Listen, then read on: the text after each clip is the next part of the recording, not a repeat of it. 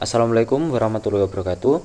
Salam kebajikan, salam sejahtera untuk kita semua, dan selamat datang di presentasi saya. Yang saya hormati Ibu Mei Lenawati selaku dosen pengampu mata kuliah dasar manajemen dan bisnis, dan yang saya hormati juga kepada teman-teman yang berbahagia.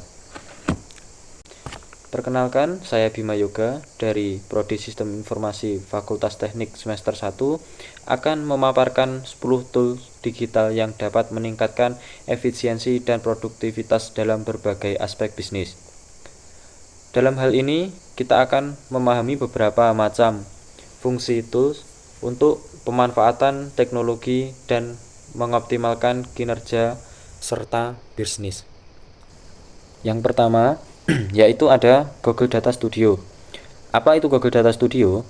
Google Data Studio atau Looker Studio adalah alat visualisasi data yang memungkinkan pengguna untuk membuat laporan dan dashboard interaktif dari berbagai sumber data seperti Google Analytics, Google Sheet, dan lain sebagainya.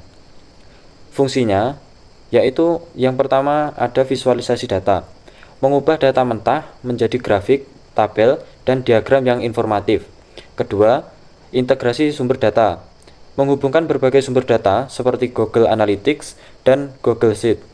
Ketiga, kolaborasi tim, memungkinkan anggota tim untuk bekerja bersama dalam pembuatan laporan secara real time.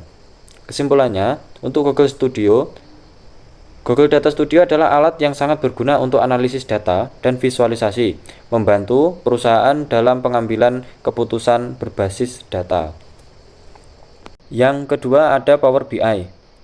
Power BI adalah software dari Microsoft yang membantu menganalisis data dan membuat keputusan bisnis. Fungsinya yang pertama yaitu untuk analisis bisnis, menyediakan alat untuk menganalisis data dan membuat laporan interaktif. Kedua, pengumpulan data. Proses pengumpulan data dilakukan melalui fitur Get Data yang memungkinkan pengguna mengimpor data secara langsung dan menghubungkan sumber data secara real time atau dengan metode impor. Yang ketiga, pembagian data. Power BI menyediakan kemampuan untuk mengumpulkan data dari berbagai sumber, mengatur dan memodelkan data secara terstruktur, serta membagikannya dalam bentuk visualisasi yang mudah dipahami. Kesimpulannya, Power BI merupakan solusi analisis bisnis yang kuat, ideal untuk perusahaan yang ingin mendapatkan wawasan dari data mereka. Yang ketiga yaitu Cloudflare. Cloudflare adalah perusahaan teknologi yang menyediakan layanan untuk meningkatkan kinerja dan keamanan situs web. Fungsinya yang pertama yaitu keamanan web, melindungi situs dari serangan DDoS dan ancaman keamanan lainnya.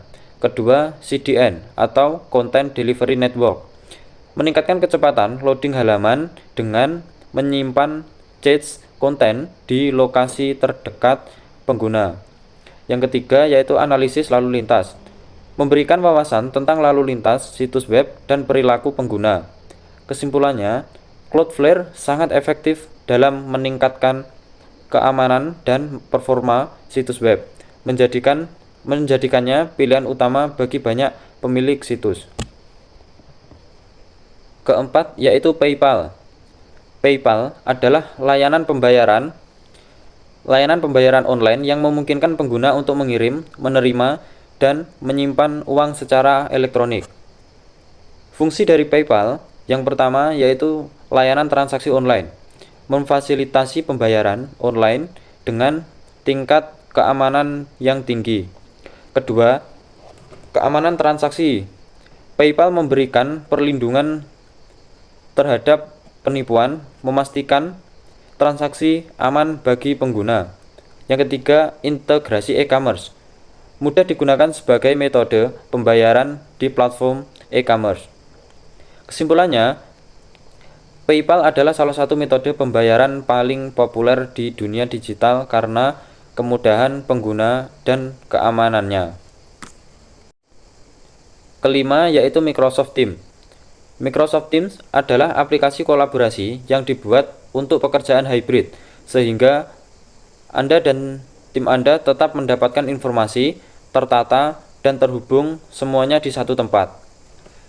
Fungsinya yang pertama yaitu kolaborasi tim, yang artinya mengintegrasikan chat, video conference, dan penyimpanan file dalam satu platform. Kedua, integrasi dengan Office, mempermudah penggunaan aplikasi Microsoft lainnya dalam kolaborasi. Ketiga, manajemen proyek, memfasilitasi penggunaan tugas dan proyek secara efektif. Kesimpulannya, Microsoft Teams meningkatkan produktivitas tim dengan menyediakan alat komunikasi yang terintegrasi. Selanjutnya ada WooCommerce. WooCommerce adalah plugin gratis yang memungkinkan pengguna membuat toko online di situs WordPress. Fungsinya yaitu yang pertama, platform e-commerce untuk WordPress, mengubah situs WordPress menjadi toko online. Kedua, manajemen produk dan pembayaran, yang artinya memudahkan pengelolaan produk serta sistem pembayaran. Ketiga, kustomisasi toko online, yaitu menawarkan berbagai tema dan plugin untuk kustomisasi. Kesimpulannya, WooCommerce adalah solusi e-commerce yang fleksibel dan mudah digunakan bagi pemilik bisnis kecil hingga menengah. Ketujuh ada OneDrive. OneDrive adalah layanan penyimpanan cloud dari Microsoft yang memungkinkan pengguna untuk menyimpan, berbagi, dan mengakses file dari berbagai perangkat. Fungsi utamanya, yang pertama yaitu penyimpanan data. OneDrive memungkinkan pengguna menyimpan berbagai jenis file secara aman. Yang kedua, berbagi file. Pengguna dapat dengan mudah berbagi file dengan orang lain dan juga berkolaborasi. 3. Sinkronisasi file. Akses file di berbagai perangkat, memastikan data selalu tersedia kapan saja. Kesimpulannya, OneDrive menawarkan kemudahan dalam penyimpanan dan kolaborasi file secara online, ideal bagi individu maupun organisasi. Yang kedelapan ada Odoo. Odoo adalah perangkat lunak manajemen bisnis yang berfungsi untuk membantu perusahaan menjalankan dan mengembangkan bisnisnya. Fungsi yang pertama yaitu ERP. ERP terintegrasi, menyediakan berbagai aplikasi untuk manajemen bisnis seperti CRM, akuntansi, dan e-commerce. Kedua, kustomisasi dan pengembangan. Odoo dapat disesuaikan dengan kebutuhan spesifik setiap bisnisnya. 3. Analisis kinerja bisnis, membantu dalam memantau kinerja operasional perusahaan. Kesimpulannya, Odoo adalah solusi ERP komprehensif yang cocok untuk berbagai jenis bisnis berkat fleksibilitasnya. Selanjutnya yaitu Google Analytics. Google Analytics adalah alat analisis web gratis dari Google yang mengumpulkan data dari situs dan aplikasi untuk membuat laporan.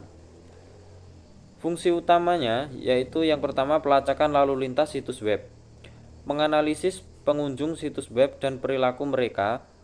Kedua, laporan kinerja kampanye pemasaran, menyediakan data tentang efektivitas kampanye pemasaran. Ketiga, segmentasi pengguna yang mendalam, memungkinkan analisis lebih lanjut berdasarkan demografi pengguna. Kesimpulannya, Google Analytics sangat penting bagi pemilik situs web untuk mendapatkan wawasan mendalam tentang kinerja situs mereka. Yang terakhir ada Trello. Trello adalah alat manajemen proyek berbasis papan yang membantu tim dalam mengatur tugas-tugas mereka. Fungsi dari Trello yang pertama yaitu ada manajemen proyek visual berbasis papan Kanban, yang artinya mengorganisir tugas-tugas dalam format papan yang mudah dipahami. Kedua, kolaborasi tim, memungkinkan tim untuk bekerja sama dalam proyek dengan jelas mengatur tanggung jawab. Yang ketiga, integrasi dengan alat lainnya, dapat terhubung dengan berbagai aplikasi lain untuk meningkatkan fungsionalitasnya. Kesimpulannya, Trello efektif dalam meningkatkan kolaborasi tim dan manajemen proyek berkat sistem visualnya yang intuitif. Kesimpulannya, secara keseluruhan, alat-alat digital ini menawarkan solusi yang beragam untuk meningkatkan efisiensi operasional, analisis data, keamanan, manajemen proyek, dan pengalaman pengguna dalam bisnis. Penggunaan alat-alat ini dapat membantu organisasi dalam mencapai tujuan mereka dengan lebih efektif di era digital seperti saat ini. Demikian presentasi dari saya. Presentasi ini saya buat untuk memenuhi tugas ujian akhir semester dari Ibu Mei Lenawati dengan mata kuliah Dasar Manajemen dan Bisnis. Dan sekian presentasi dari saya. Apabila ada kurang lebihnya saya mohon maaf. Wabillahi taufik walhidayah. Wassalamualaikum warahmatullahi wabarakatuh.